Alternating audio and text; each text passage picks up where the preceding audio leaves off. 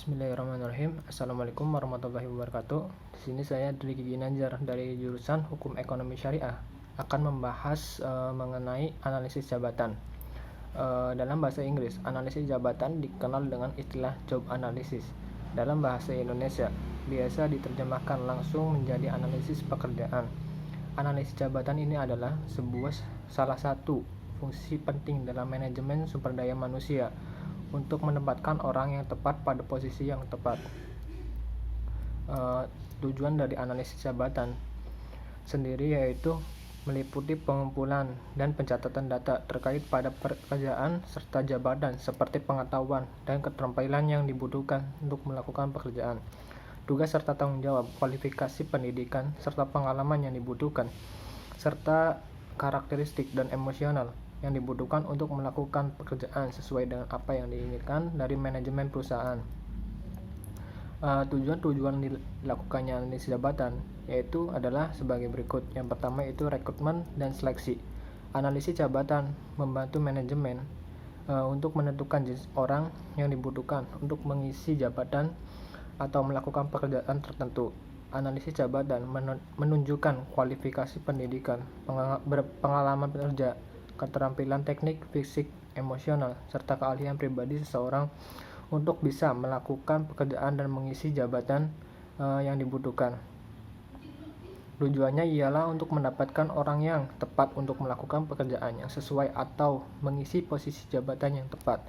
Yang kedua yaitu menilai kinerja karyawan. Dengan analisis jabatan ini, manajemen bisa memeriksa apakah sasaran dan tujuan pekerjaan yang dibebankan kepada karyawan sendiri yang bersangkutan sudah tercapai atau belum. Hal ini dikarenakan job analysis atau analisis jabatan juga membantu untuk menentukan standar kerja dari suatu karyawan, kriteria evaluasi dan hasil kerja individu atau karyawannya. Maka keseluruhan kinerja seorang karyawan bisa diukur dan dinilai sesuai dengan dokumentasi pekerjaannya. Yang ketiga yaitu pelatihan dan pengembangan. Analisis jabatan atau analisis pekerjaan ini juga bisa dipergunakan untuk menilai kebutuhan pelatihan dan pengembangan karyawan. Perbandingan antara hasil kerja yang diharapkan dengan kenyataannya. Kinerja karyawan menentukan tingkat pelatihan yang perlu diberikan kepada karyawan tersebut. Dengan job analisis ini, manajemen bisa menentukan isi pelatihan, peralatan serta perlengkapan yang digunakan untuk melakukan pelatihan serta metode yang akan digunakan untuk pelatihan. Yang keempat yaitu manajemen kompensasi. Job analysis atau analisis pekerjaan ini memakai peranan yang penting dalam menentukan paket gaji, tunjangan dan intensif karyawan. Tentunya paket gaji seorang karyawan pada dasarnya tergantung pada keadaan, jabatan, tugas, dan tanggung jawab yang terlibat dalam suatu pekerjaan. Proses ini bisa membantu untuk manajemen, khususnya manajemen sumber daya manusia, untuk menentukan kompensasi yang harus diberikan pada karyawan yang melakukan pekerjaan tersebut. Yang berikutnya yaitu fungsi analisis jabatan. Analisis jabatan juga mempunyai fungsi. Yang pertama yaitu pengadaan tenaga kerja. Spesifikasi jabatan adalah standar personilia yang digunakan sebagai pembandingan para calon tenaga kerja. Isi spesifikasi jabatan akan memberikan dasar pembentukan prosedur seleksi. Yang kedua yaitu pelatihan.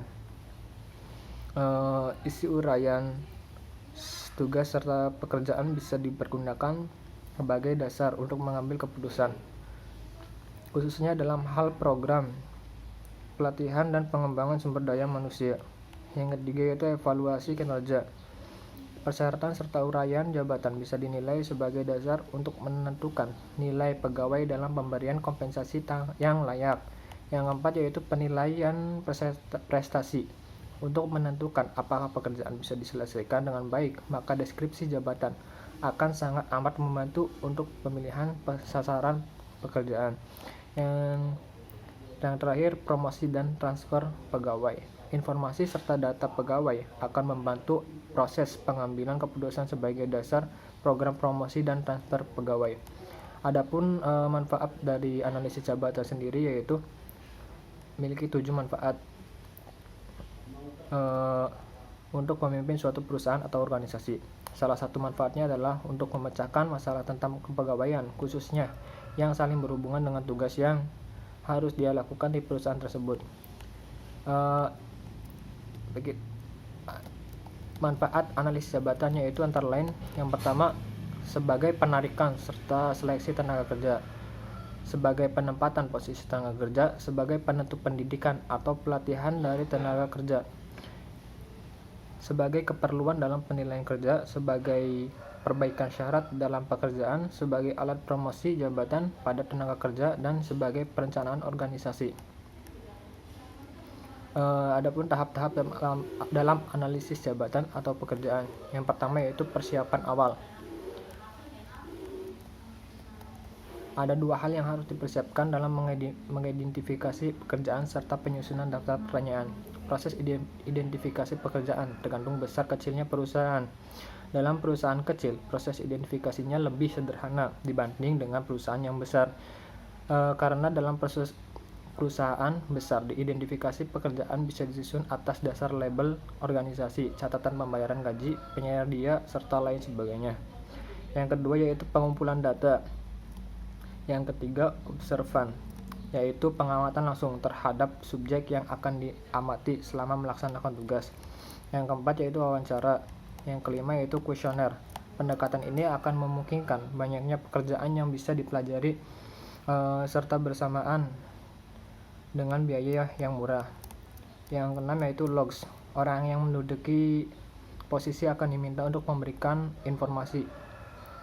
Yang ketujuh yaitu kombinasi, yaitu gabungan dari seluruh metode di atas untuk memperoleh data yang qualified dan dapat dipercaya kebenarannya.